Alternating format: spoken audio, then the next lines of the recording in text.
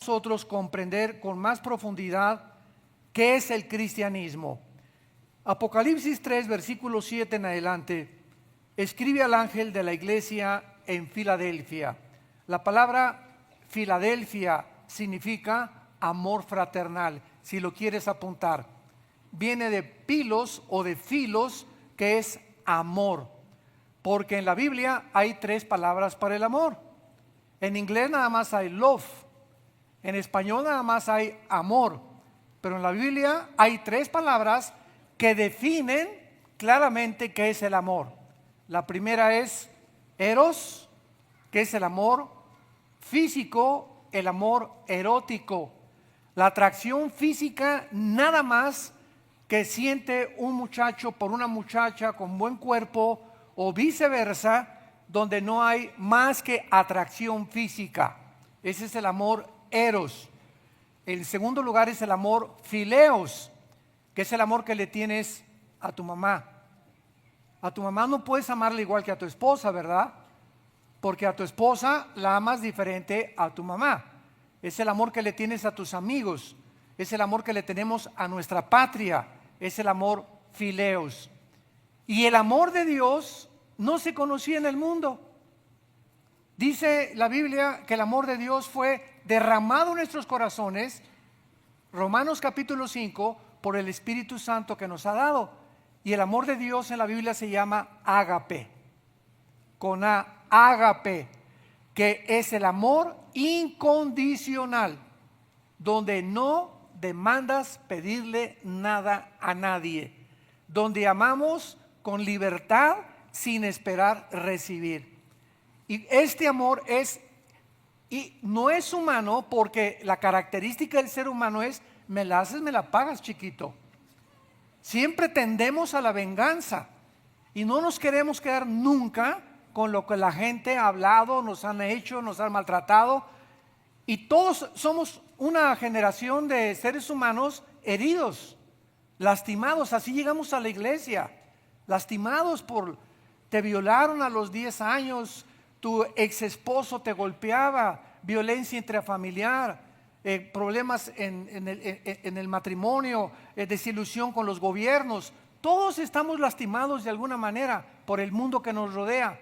Entonces llegamos a la iglesia y encontramos este amor incondicional que en la cruz Dios nos manifestó. De tal manera amó Dios al mundo que nos dio a su Hijo unigénito, para que cualquiera que en Él crea no se pierda, mas tenga la vida eterna.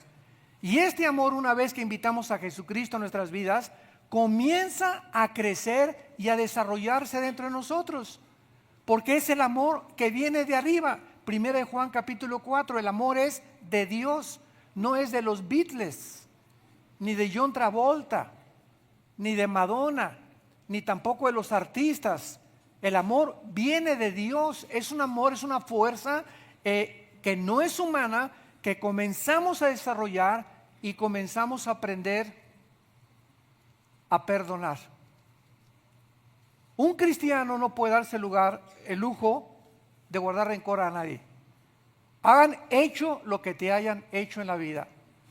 Y ese perdón, que es el Espíritu Santo entre nosotros, el que nos ayuda a capacitarnos para perdonar a la gente que nos ha lastimado en el pasado y soltarla ya a esas personas, es lo que nos hace libres. Es lo que nos da la libertad de vivir en paz. Y no, ya tienes 4 o 5 años y a donde quiera que vayas, ahí traes el rencor de tu papá, ahí traes el rencor de tu ex esposo, ahí traes el rencor de la persona que te violó, ahí traes la persona que te transó, y eso nos impide ser libres. Y además que cuando mantienes ese rencor, se convierte en amargura. Y no hay persona más contagiosa que una persona amargada. ¿Y cómo puedo detectar que una persona está amargada? Ve la cara de pasa que tiene. Y esas personas además se caracterizan porque siempre están criticando a alguien.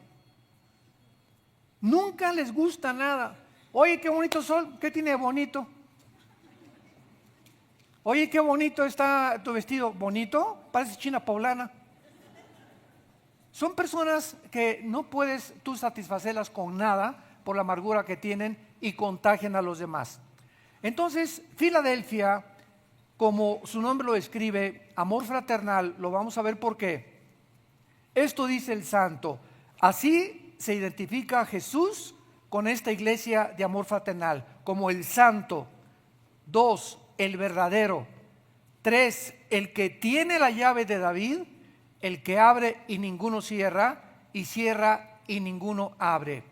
Esta iglesia de Filadelfia estaba localizada en el centro de la civilización griega y estaba ubicada cerca del río Cógamo, a 56 kilómetros aproximadamente de la ciudad de Sardis. Fue fundada por el rey Atalo II en el año 189 antes de Cristo, de modo que cuando se escribió el Apocalipsis, esta iglesia era relativamente nueva, lo mismo que la ciudad. Era famosa por los vinos, la iglesia, la ciudad de Filadelfia, porque ahí había unos viñedos impresionantes, pero además había muchos temblores continuos. Un terremoto destruye totalmente a esta ciudad y es el emperador Tiberio el que la reconstruye, y por esta acción le cambiaron el nombre a Neo Cesarea, que significa la nueva Cesarea, que era la nueva ciudad del César. Esta ciudad permaneció siendo cristiana hasta el siglo XIV de estos últimos 2000 años, y fue asimilada por los musulmanes cuando el Imperio Otomano pues conquistó casi durante 500 años parte del norte de África, de Europa, del Medio Oriente, y hasta 1923 los ingleses, después de la Primera Guerra Mundial, derrotaron al Imperio Otomano y ya quedó libre completamente de los musulmanes toda esta área geográfica. En la época del emperador Vespasiano se le volvió a cambiar el nombre a Flavia, porque así se apellidaba el emperador. Y estos hombres le comenzaron a cambiar otra vez el nombre, y ahora esta ciudad de Filadelfia, que es una ciudad geográfica, cuando la Biblia nos habla de algo, nos habla respaldado por la historia. La historia se encuentra detrás de la Biblia, no son leyendas, no son mitos, no son mentiras. La Biblia está respaldada por la arqueología, la historia, la geografía, la genética, en fin, todas las disciplinas académicas. Y esta ciudad existe todavía, de Filadelfia, y ahora se llama Al-Sher, que significa la ciudad de Dios, un nombre que los musulmanes le pusieron.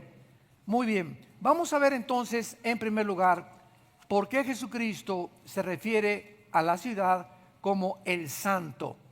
¿Saben ustedes que la palabra santo es la palabra más mal entendida en el cristianismo? Por ejemplo, dentro de la iglesia romana, cuando una persona se destacó por ciertas circunstancias o por buenas obras o cosas altruistas, el Vaticano, después de que se muere, investiga que esa persona, imagínense nada más, ¿cuándo vamos a investigar cuando todos están encerrados dentro de un closet, ¿verdad?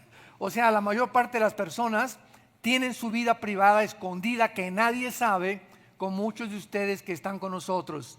Tienes ahorita cara de San Clodomiro aquí el domingo en la iglesia, pero ¿quién te viera lo que haces cuando nadie te ve?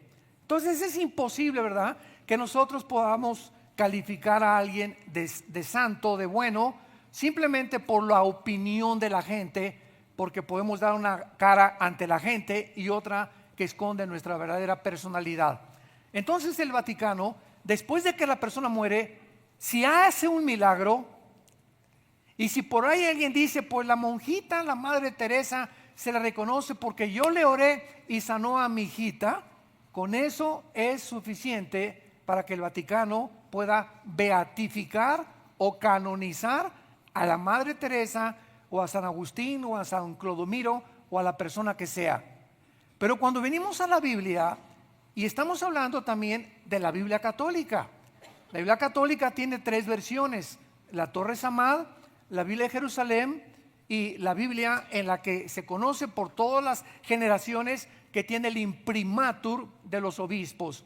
Y en todas las Biblias católicas, como en la nuestra, en todas las cartas de los apóstoles dice el apóstol Pablo a los corintios, que a los santos de Corintio, a la iglesia de los santos de Éfeso, a la iglesia de Filipos, a la iglesia de Colosas. La Biblia pues determina que una persona es santa antes de morir. Ahora viene la confusión, porque si alguien te dice, ay, si tú muy santito, ¿no? Te pareces al enmascarado de plata. Esa es otra cosa completamente diferente. Cuando alguien te dice que eres muy santito, ¿qué te están diciendo? Ay, sí, muy bueno, ¿verdad? Vean ustedes la equivocación. La palabra santo no significa bueno. La palabra santo significa apartado o separado para servir a Dios. Apartado o separado para servir a Dios. Y viene de la palabra kadosh en el hebreo. Kadosh con Q de queso. Y en el hebreo, en el griego, con H, agios. Y las dos palabras hebreas y griega significan lo mismo: separado para el servir a Dios. Cuando tú aceptas a Jesucristo, espiritualmente Dios nos saca. Dios nos dice, ya no son del mundo. Aunque estamos en el mundo, ya no estamos en el mundo. El mundo tiene una corriente. Ahora yo te saco para que vayas contra esa corriente. El mundo va para acá y ahora tú vas a ir en contra del mundo, como los salmones. Tú no sigas las diversiones, no sigas las modas, no sigas las cosas que el mundo sigue, porque el mundo va a un precipicio. El mundo se está autodestruyendo. Es lo que se conoce en la física como la entropía. Hay una naturaleza que tiende a descomponernos, a autodestruirnos, a deformar nuestro carácter sin Dios. Entonces tú puedes llegar a ser presidente de la República, diputado, rey, cantante, famoso. Cuando llegues aquí arriba, a donde quiera que tú le llames el éxito, ahí te comienzas a descomponer. El mucho dinero, el mucho aplauso, el mucho poder, los muchos halagos descomponen la naturaleza del ser humano. Porque no fuimos creados para eso. La gloria le pertenece a Dios. Pero cuando el ser humano es elevado como un Dios y la gente comienza a adorar a ese ser humano, esa persona se descompone. ¿Por qué? Porque eso le pertenece a Dios. Fíjense que aquí hay algo interesante. Porque en el Antiguo Testamento, en el libro de Levítico, se les prohibió comer la grasa. Dios es el que creó los alimentos, Él creó nuestro cuerpo, Él sabe lo que el cuerpo necesita. Entonces le dijo, no coman puerco. Se les prohibió a los judíos comer puerco, las carnitas y la cochinita pibil, etcétera, etcétera. ¿Por qué? Porque más tarde, hasta hace apenas un siglo más o menos, se comenzó a descubrir una sustancia que tiene la grasa y que se convierte en lo que se llama el colesterol. Entonces, nuestras arterias son como mangueras y el colesterol es una sustancia que se comienza a pegar en las arterias, y entonces tu arteria, por donde fluye la sangre y la que bombea el corazón a todo el cuerpo, se comienza a cerrar. Y entonces el corazón hace ¡pum! Y cada vez tiene el corazón más esfuerzo para empujar la sangre, pero tu arteria se te está cerrando por el colesterol, por la grasa. La grasa que has comido en demasía y no has eliminado. Lo interesante de esto es que la palabra colesterol se asoció con la gloria. En otras palabras, la gloria es como el colesterol a nuestra vida espiritual. Cuando recibimos nosotros demasiada gloria y tú no soportas el eliminar esa gloria ni despojarte de esa gloria, te comienza a enfermar. Es el mismo efecto que surge el colesterol físicamente, lo hace la gloria en el área espiritual. Entonces por eso dijo, quiten la grasa, por favor, hagan a un lado todos los alimentos con grasa. ¿Por qué? Porque les va a hacer daño. Y lo mismo nos dice Dios en la época que estamos viviendo. La palabra santo entonces significa que hemos sido apartados, hemos sido separados del colesterol, de los triglicéridos, de todas las maldades del mundo, de los pecados del mundo. Y mientras más apartados estemos, más podemos conocer a Dios. Y aquí hay un error, porque la iglesia romana lo confundió físicamente y entonces dijeron, así pues vámonos a los conventos, vamos a hacer una casa de cristal, inventaron los monasterios, porque tenemos que vivir apartados del mundo. Y comenzaron a fabricar monasterios y conventos creyendo que físicamente teníamos que salirnos del mundo. Pero ¿cómo puede ser esto posible cuando en Mateo 28 Jesucristo ordena que vayamos a predicar el evangelio al mundo? Encerrados en un convento, ¿cómo vamos a predicar el evangelio? Fue una trampa del diablo tremenda. Hace algún tiempo creo que les conté a ustedes que tuvimos una cruzada muy grande en Guatemala. En la antigua Guatemala había un estadio muy grande y entonces me invitaron y me dijeron, porque está lleno de conventos o exconventos Guatemala, igual que en muchos lados de México, que una madre superiora quería platicar conmigo porque quería recibir al Espíritu Santo.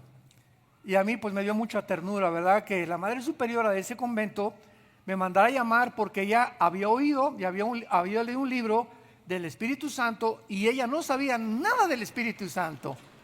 Entonces pues yo fui a ese convento y estaba la señora sentada, la madre superiora, como con 3 o 4 monjitas alrededor y muy lindas. A mí me caen muy bien las monjitas, son muy lindas, ¿verdad? No todas, pero sí la mayoría, ¿verdad? Hay de todo. Entonces siempre me han dado mucha ternura, ¿verdad? Porque hay mucha ignorancia. Si ellas conocían la verdad, otra cosa sería. Entonces pues tenía una cara muy linda la madre superior, así muy dulce. Ay, este pastor me dice, pues he oído yo del Espíritu Santo y que hay que recibir el Espíritu Santo y también quiero hablar en lenguas, me dice. Entonces, bueno, ya le expliqué el plan de salvación, etcétera, etcétera. Y después de que les dije que recibieran a Cristo, les dije, ¿qué hacen aquí encerradas? Y se comenzaron a voltear unas con otras. ¿Cómo que encerradas? ¿Qué hacen aquí encerradas? Le digo, la Biblia dice, ay, préstame su Biblia. Y la Naca Colunga me la prestaron y la hablé y le dije, dice la Biblia que vayamos a predicar el evangelio. ¿Qué hacen aquí encerradas? Y no me pudieron contestar. Para no hacerles el cuento largo, esa madre superiora ahorita es misionera cristiana evangélica en el Brasil. Se convirtió, dejó el convento y a 2 monjitas se las llevó con ella también. Entendieron que estaban atrapadas en una mentira. Gracias a Dios. Bueno, el santo, ¿por qué se le dice a Dios el santo? Porque es el que está separado, o sea, no hay ninguna tinieblas en él. Las tinieblas están aquí, Dios está aquí. Hay una pregunta importante. Qué increíble cómo podemos en un solo versículo desarrollar tanta información. Cuando tú eres santo, ¿verdad? No significa que vas a salirte del mundo y vas a dejar las tinieblas aquí. Se nos manda a ser santos en el mundo, aunque no somos del mundo, le pertenecemos a Dios. Nadie lo sabe más que los demonios, los ángeles de Dios y Dios desde luego. Cristo, cuando vino al mundo, ¿se metió en un convento? Al contrario, ¿con quién se relacionaba Cristo? Con los pecadores, con las prostitutas, con la peor gente. Entonces los fariseos, cuando comenzaron a ver a Jesús, que él se mezclaba con los pecadores, su idea de la santidad de los fariseos era distorsionada, como la de los religiosos. Mira, ese hombre, si supiera que es una prostituta, no se sentaría a comer con ella. Y mire, esa persona, si supiera que ese es un pecador, no se sentaría a desayunar con el Chapo Guzmán. Y así somos los hombres y las mujeres por la religiosidad que aún traemos en la sangre. Entonces, el hecho de que Jesús se mezclara con la mujer samaritana y le dijera, tienes 5 maridos y con el que vives no es tu marido, vives en adulterio, en amaciato. No la condenó Jesús. A la mujer que la trajeron al suelo, ella acaba de ser agarrada en adulterio. La Biblia dice en el Antiguo Testamento que la matemos a pedradas. ¿La mató Jesús a pedradas?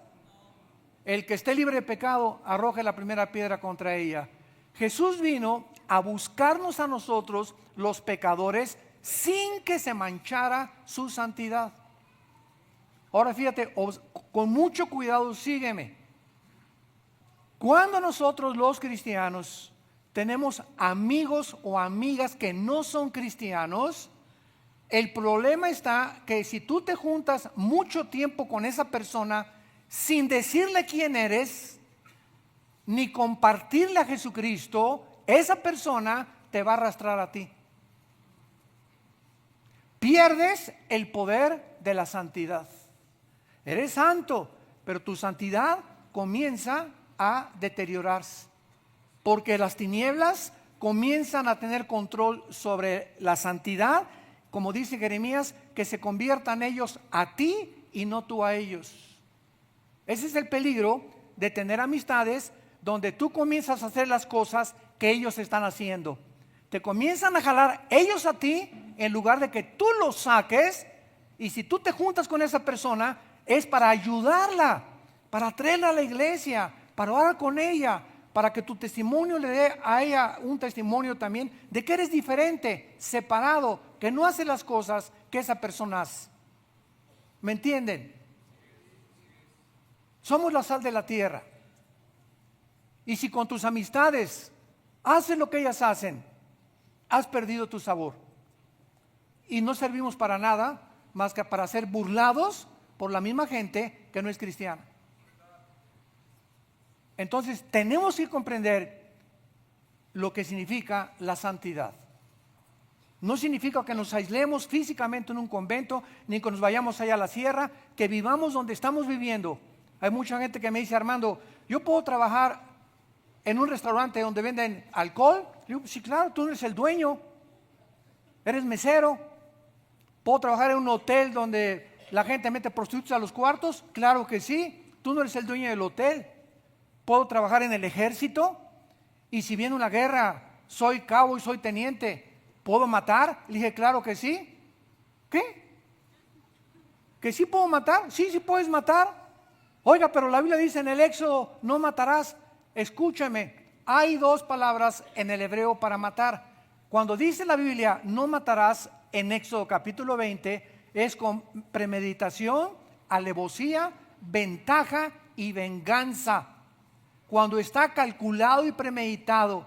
Pero la Biblia nos muestra en cantidad de ocasiones que cuando una persona mata en defensa propia, en defensa de una tercera persona, o que se metan a tu casa y que quieran violar a tu hija y tú tienes una pistola y matas al asesino, no eres un asesino delante de Dios, porque no lo hiciste con premeditación, alevosía y ventaja. Cuando vas a la guerra, la Biblia dice en Romanos 13 que nos sometamos a las autoridades y nos sometemos a nuestro país para ir a matar al enemigo del país. No vas a la guerra y vas a decirle: chino, cara de arroz, ándale, como ahorita me... Entonces, esa intención de matar con coraje o con odio es lo que Dios condena. Les voy a dar otro ejemplo. ¿Sabían ustedes que en el hebreo no existen las groserías? Las groserías en sí no existen.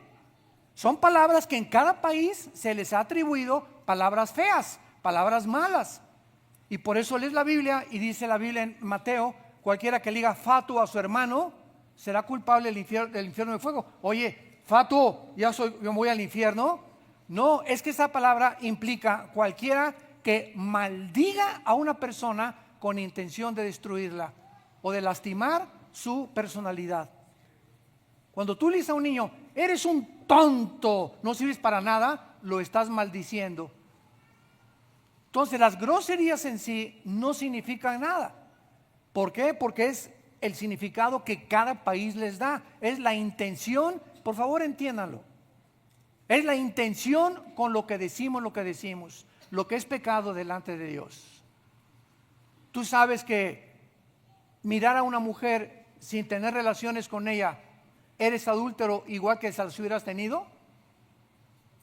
¿Por qué? Porque es la intención lo que Dios ve.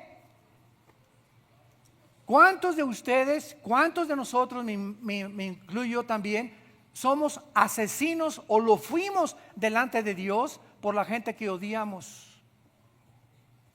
Yo, si algo traía antes de ser cristiano, era un odio contra todos, sobre todo contra todo lo que era autoridad, gobiernos, todo policía, todo maestros de escuela, mis padres. Estaba yo lleno de odio, era un asesino potencial.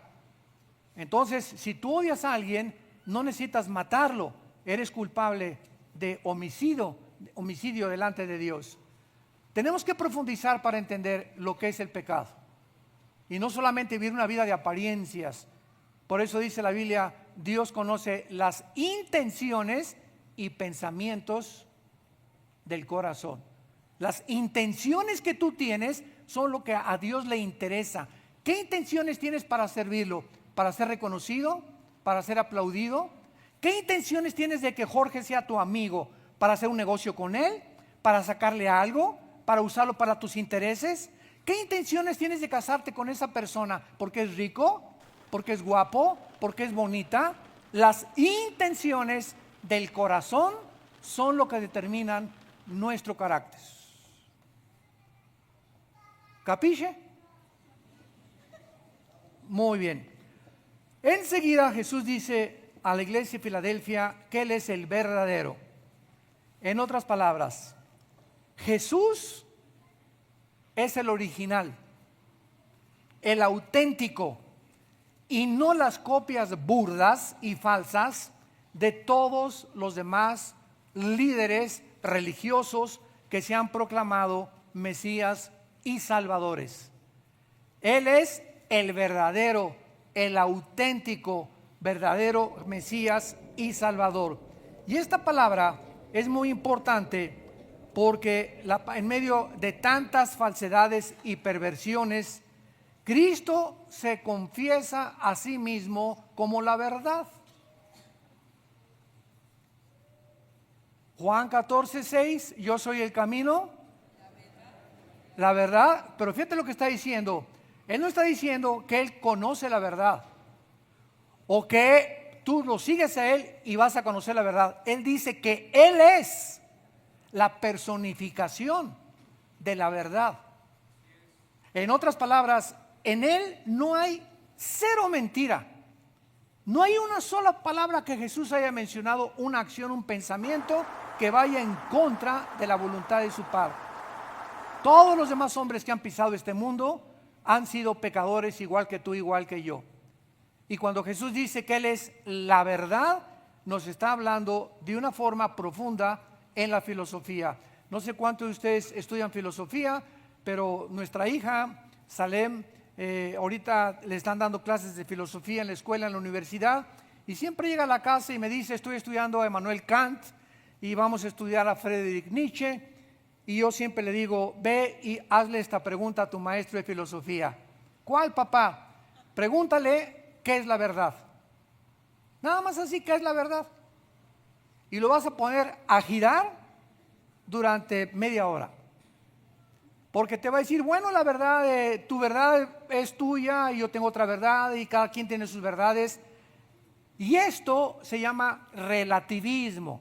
Cuando una persona dice, tú tienes tu verdad y yo tengo mi verdad, ¿qué está implicando esa persona filosóficamente? Que no existe una verdad absoluta. Es lo que te está diciendo. Cada quien tiene sus verdades. Y esta es la razón por la cual el mundo se encuentra como se encuentra.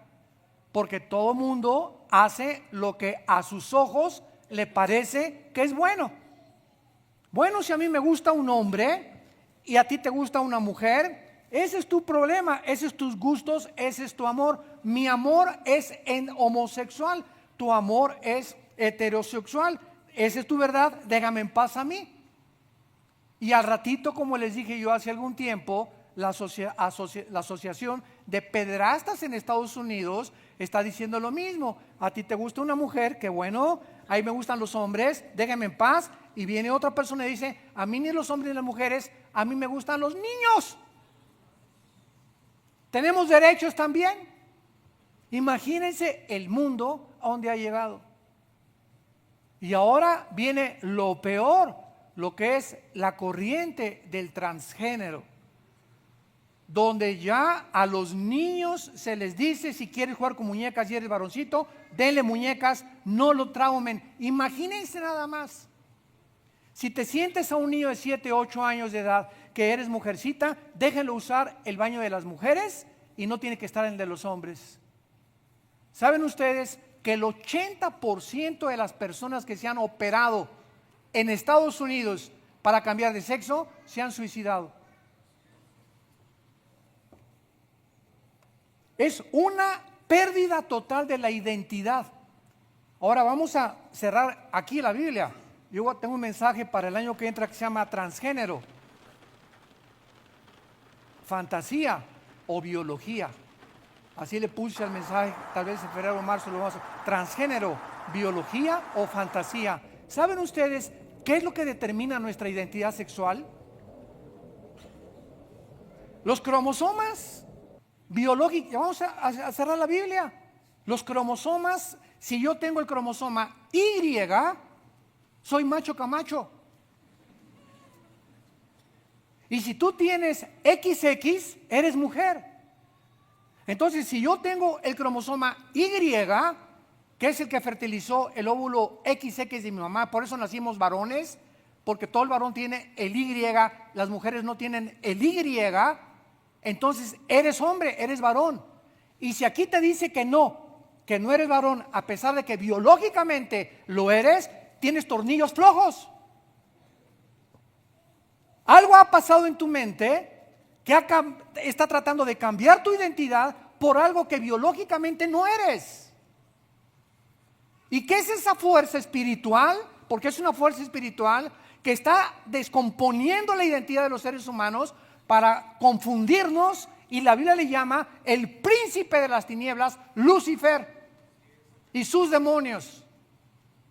Pero la gente no está consciente de esto, que hay demonios, entidades espirituales que hablan al cerebro, que te dicen cosas, que te confunden, que te impelen al suicidio, para que robes, para que odies, etcétera, etcétera, para descomponer todo tu carácter. Cuando conozcan la verdad, Jesús dijo, la verdad nos hará libres. ¿Ven la importancia de predicar este mensaje? Porque la gente vive como esclavos, esclavos de sus pasiones, esclavos de las mentiras, cuando, repito, la misma biología nos dice lo que somos y lo que seremos toda la vida. No podemos cambiar el cromosoma Y por más de que te cambien los órganos genitales. Seguirás teniendo el cromosoma Y aunque te hagan mujer.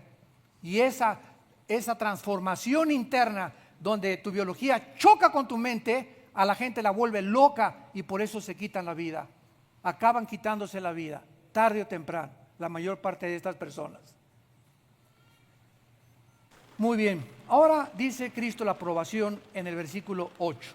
Yo conozco tus obras y he puesto delante de ti una puerta abierta, la cual nadie puede cerrar. Porque aunque tienes poca fuerza, has guardado mi palabra y no has negado mi nombre.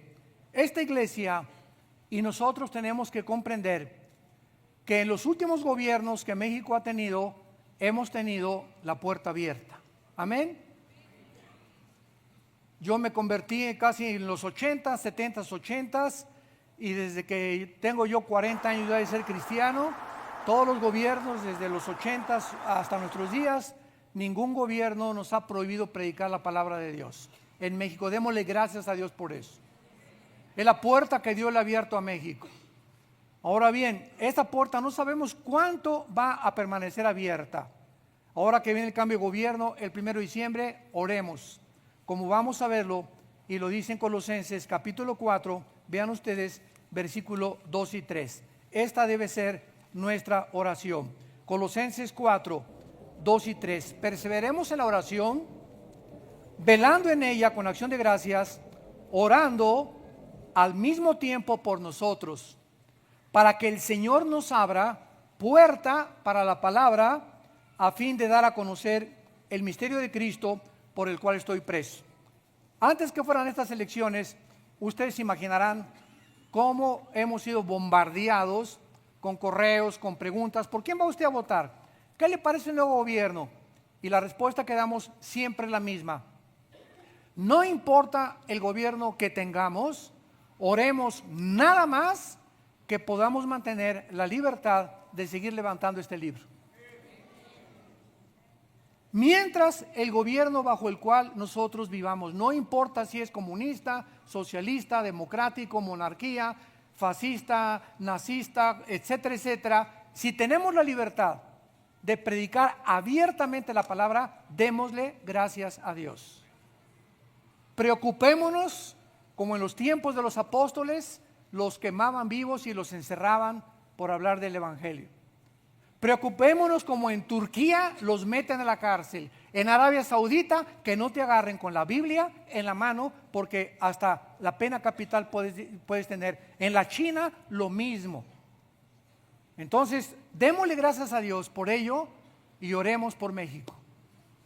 Señor, danos un gobierno sensible con la necesidad que puedan ellos experimentar que la familia es el fundamento de México. Es el fundamento de la sociedad, la familia. Un gobierno que apoya a la familia, que apoya a los matrimonios. Que la educación que se dé en las escuelas primarias, secundarias, sea una educación abierta y que no sea el Estado el que eduque a nuestros hijos. Porque ahí es cuando comienza ya un gobierno a desviarse de la misión que Dios les ha dado. La educación no le pertenece al Estado, nos pertenece a nosotros. Y nosotros, yo le doy a mis hijos una educación cristiana, y si es Halloween, la escuela no me puede obligar a que mi hijo vaya de bruja o del anticristo con una escoba.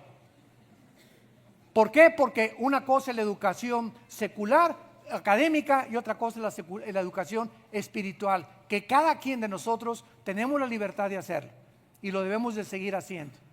Entonces, esta iglesia de Filadelfia, Dios le dio una puerta abierta. Y le dije, y dice Dios, yo te la di, escuchen, y cuando Dios abre una puerta, nadie la cierra.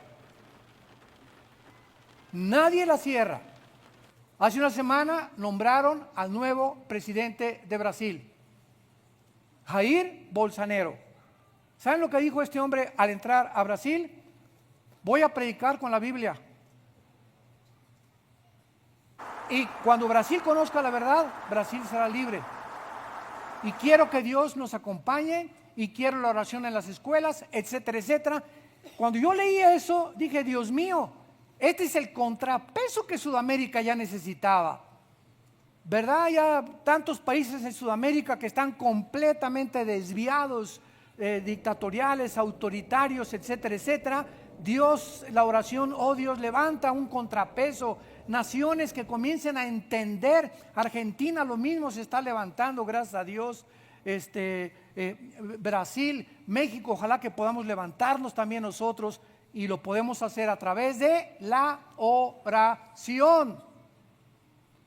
Oremos día y noche. Padre, te pido por mis pastores Josué y Gerardo de aquí de la Iglesia del Sur. Oh Dios, ábreles puertas, Señor. Ábreles a todos los de Villanueva. Ábreles a todas las denominaciones. Señor, ábreles la puerta que podamos dar a conocer el misterio de Cristo, para que la gente sea libre y entiendan que la nación que sirve a Dios será bendecida por el Eterno. Y veamos en penúltimo lugar que le dice Dios, porque aunque tienes poca fuerza, has guardado mi palabra y no has negado mi nombre. Actualmente, de una forma patética y triste, se califica una iglesia que tiene grandes 5,000 personas, 10,000 personas, candelabros franceses, alfombras persas, como que es una iglesia próspera. Y no tenemos nada en contra de iglesias que sean mega iglesias, gracias a Dios por ellas, pero no puede ser el termómetro ni el parámetro para medir la espiritualidad. Esta iglesia de Filadelfia era una iglesia chiquita, no tenía mucha gente, pero Dios les dice, aunque tienes poca fuerza, has guardado mi palabra y no has negado mi nombre. Vean en 2 Corintios capítulo 8, que fue lo mismo que le pasó a la iglesia de Macedonia, para que entendamos, repito, más profundamente el cristianismo. 2 Corintios 8, del 1 al 4. Asimismo, hermanos, les hacemos saber la gracia. Yo tengo subrayado en mi Biblia esa palabra, la gracia. La gracia de Dios que se ha dado. ¿Quién da esta gracia? Una cosa es la gracia cuando nos salvó, se llama la gracia salvífica, y otra cosa es la gracia santificante, que necesitamos todos los días, que es el poder que Dios nos da para hacer su voluntad. Esta mañana, si yo no me levanto y oro y abro la Biblia y estoy delante del Señor, ¿cómo espero que me dé gracia en el resto del día? Esta gracia Dios la da, dice Santiago 4, a los humildes. ¿Quién es un humilde? No es el, ay Señorcito, pues aquí tu indito te pide que tengas misericordia de mí. Esa no es humildad, desgraciadamente. La humildad es cuando sentimos la profunda dependencia de Dios. ¿Cuántos días tienes sin leer la Biblia? 2 días, hermano. Has vivido en soberbia. ¿Qué es lo opuesto a la humildad? La soberbia. ¿Por qué en soberbia, hermano? Porque le estás diciendo a Dios, en estos 2 días ni te necesito ni te metas conmigo. Voy a arreglar mis asuntos, voy a ir al mercado sin que tú te metas conmigo. 2 días sin orar, 2 días sin leer la palabra de Dios, 2 días sin tener comunión con Dios. En estos 2 días, si tú dejas que ese espíritu siga en tu vida sin que te des cuenta, eres un soberbio. Eres una soberbia. Porque estás creyendo que no necesitas a Dios, que fue el pecado de Satanás. Entonces, la gracia nos la da Dios cuando Él ve, ahí está mi Pancholín de rodillas, ahí está mi Carmelita de rodillas, ¡rum! Te doy la gracia. Dios busca 1 Crónicas 16 o 4, busca hombres a quienes mostrar su poder, a quienes mostrar su poder, a quienes bendecir, a quienes bendice, a quienes da gracia, a los que le buscan y le buscan desde temprano. Que en grande prueba de tribulación, o sea, se encontraban esta iglesia así apretada, problemas, persecuciones, calumnias. No nos imaginamos los problemas de la iglesia de Macedonia. Dice, en medio de estas presiones en las que están viviendo, la abundancia de su gozo y su profunda pobreza abundaron en riquezas de su generosidad. Una iglesia, ¿qué es lo que hacen los problemas? Ay, no he ido a la iglesia porque tengo muchos problemas. Y no puedo diezmar porque ya apenas tengo para el metro. Y comenzamos a ver que las circunstancias de afuera operan sobre nuestra vida, y si nuestra vida interior no está blindada, fortalecida con la palabra que todos los días comemos, estas presiones de los claxones, de las calumnias, de los gritos, del smog, del estrés, de la presión, entran a nuestra vida y van a ahogar la palabra. La van a ahogar dentro de ti. Entonces, tenemos que entender que podemos, en medio de la pobreza, en medio de un mundo que se está cayendo a nuestro alrededor, abundar con la gracia de Dios y vivir contentos. Esta iglesia dice que estaban abundando en gozo. No estaban, ay Pablo, pues ya nos ha ido muy mal y mi perro se comió mis tamales.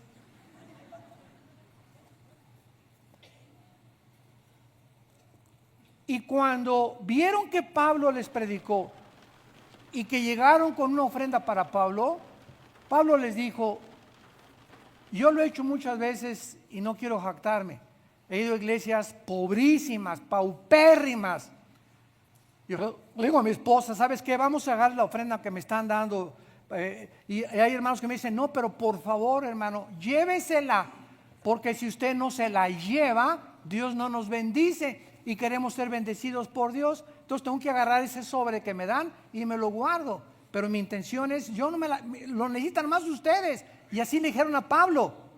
No, Pablo, pero Pablo dijo, no, es que ustedes son demasiado pobres, ¿cómo me dan una ofrenda? Escuchen lo que dice.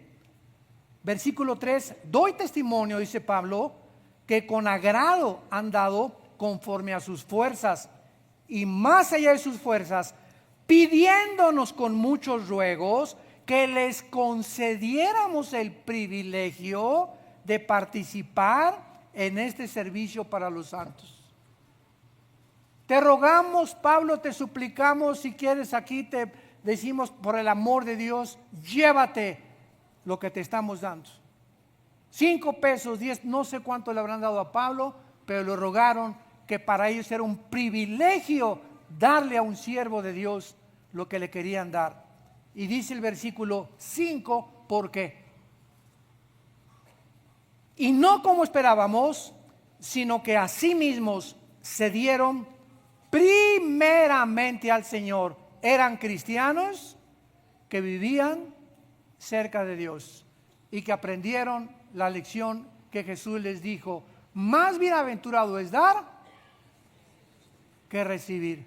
¿Por qué? Porque cuando tú das a un siervo, a la obra de Dios, las bendiciones no las esperes de la gente, vienen de arriba y no te imaginas cómo vienen.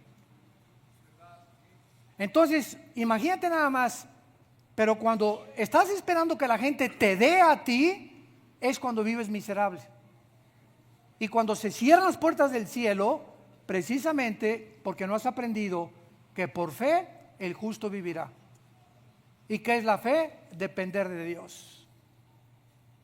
No como nos esperábamos, sino que más allá de sus fuerzas, primero ellos se habían entregado a Dios. Y por haberse entregado a Dios, problemas, smog, estrés, el peso cayó, el dólar cayó, salió este presidente, no salió este presidente, aprietan gobiernos, Rusia quiere atacar ya a América Latina y ya pone bases rusas cerca de Venezuela, estamos llenos de un mundo completamente inestable y en medio de todo, gloria, gloria, aleluya. Gloria, gloria, aleluya, alabaré, alabaré. ¿Qué le pasa a mi mamá? Se está cayendo el mundo. Mi hijito, es que el gozo del Señor es el que me fortalece. ¿Podemos dar ese testimonio? Llegas a la oficina, alabaré, alabaré, y toda la gente, ¿verdad? Porque así está el mundo. Y tú, mi Señor, está loca, monja, completamente, no es objetiva, es subjetiva, es una persona completamente extrema, religiosa. Nos van a decir miles de cosas, pero ¿de dónde viene esa fuerza para levantarse así en medio de todo? Porque primeramente en la mañana, de las 6 a las 6:20 y de las 6 a las 6:30, estuve con el Señor en su palabra. Le entregué a Dios mi diezmo del tiempo y todo el día Dios me va a bendecir, porque Dios bendice a aquellos que le temen y que creen en su palabra. Y finalmente le dice Dios a esta iglesia una advertencia en el versículo 9 para terminar. He aquí yo entrego en la sinagoga de Satanás a los que se dicen ser judíos y no lo son, sino que mienten.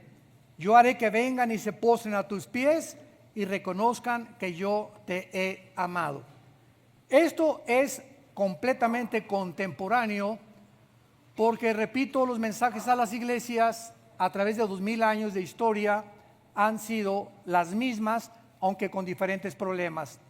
En 1970-80, por primera vez en los 2000 años de historia de la iglesia, comenzaron a convertirse los judíos a Jesús. Judíos, estoy hablando, nacidos o de madre judía de Israel. Entonces, en los 80s, 90s, comenzaron a formarse iglesias que se llamaron mesiánicas, formadas por pastores que eran judíos y ministraban con su kipá. No eran sinagogas, eran iglesias cristianas. Y entonces muchos cristianos comenzaron a asistir a estas iglesias Pero estos líderes de estas iglesias, muchos de ellos, por no tener un conocimiento profundo del Nuevo Testamento, comenzaron a obligar a cristianos, a nosotros, los gentiles, a guardar el sábado y a guardar las fiestas judías. Entonces, cuando una iglesia mesiánica quiere judaizar a los gentiles, ya perdió el rumbo. Igual que nosotros, si un judío se convierte y quiere entrar con su kipá, no se la quites. No lo quieras gentilizar tampoco. Ellos son judíos y siguen con el Antiguo Testamento y también creen en Jesús como el Mesías. Tenemos que ser claramente objetivos. Vean lo que dice Romanos, para que no me crean a mí. Romanos 2, 28 y 29. No es judío el que lo es por afuera, ni es la circuncisión la que se hace externamente en la carne, sino que es judío el que lo es en lo interior. Y la circuncisión es la del corazón, no en letra, la alabanza de los hombres y no de Dios. Y para acabar, en el libro de Gálatas, capítulo 3, el apóstol Pablo hace esta declaración impresionante en el versículo 29, Gálatas 3, 29. Si ustedes son de Cristo, nosotros los gentiles, somos linaje de Abraham. ¿Qué quiere decir esto? Que las promesas que se le hizo Dios a Abraham, nosotros nos pertenecen. No está hablando de las promesas que le hizo a Israel o el pacto sinaítico o el pacto mosaico, las promesas que Dios le hizo a Abraham, y somos herederos según las promesas. Y dice la Biblia claramente que nosotros somos realmente la simiente de Dios. Y en Gálatas 3, versículo 7, dice: sepan que los que son de fe son hijos de Abraham. Versículo 9, Gálatas 3, 9, de modo que los de la fe son bendecidos con el creyente Abraham. En otras palabras, no trates de hacerte judío étnico porque naciste en Ecatepec. Por el amor de Dios. Entonces, no tratemos nosotros de ponernos también la kipá y hacer lo que ellos hacen, porque esos son los judíos étnicos israelitas. Ahora, la palabra, ¿sabe lo que significa la palabra judío? Viene de Judá, el que alaba a Dios. Por eso es judío el que alaba a Dios y que le conoce, que somos nosotros. Pero no somos judíos de raza ni de etnicidad, sino somos judíos ante los ojos de Dios, porque somos los que alabamos a Dios. El que conoce a Dios le alaba en espíritu y en verdad. Entonces tenemos que entender que todos estos movimientos, gracias a Dios, que están convirtiéndose, hay 165,000 judíos étnicos que se convirtieron al Mesías. Démosle gracias a Dios por eso, porque es una señal de los últimos tiempos que Israel vendría a postarse ante la cruz y aceptarían a Jesús como el Mesías. Pero les advertimos y les exhortamos a estos hermanos mesiánicos: no traten de judaizarlos. ¿Por qué no guardas el sábado? Porque guardo el domingo, el lunes, el martes, el miércoles, el jueves, el sábado, el domingo. ¿Te gano? ¿Tú nada más el sábado? El sábado se lo dio Dios a Israel como el día de reposo. Nosotros tenemos el domingo porque el domingo vino el Espíritu Santo en Pentecostés, el domingo resucitó Jesucristo, y los apóstoles, Hechos capítulo 14, 1 Corintios 16, del 1 al 2, se juntaban y celebraban el domingo, partían el pan. Ya no fue el sábado, se cambió al domingo para la iglesia. Por eso. Entonces, inclusive hay un grupo de cristianos que se llaman los adventistas, que guardan el sábado, y siempre nos dicen: ¿por qué no guardan el sábado? Y les digo, lean Mateo 11, 27 y 28 y Hebreos capítulo 4, porque ahora nuestro reposo, nuestro sábado es Jesús. Lean la Biblia, por el amor de Dios. Vengan a mí los que están trabajados y cansados, y yo les daré su Shabbat. Les daré el reposo que le di a Israel en un día. Ahora para ustedes es espiritual, entiéndanlo. Lo que es en el Antiguo Testamento físico es espiritual.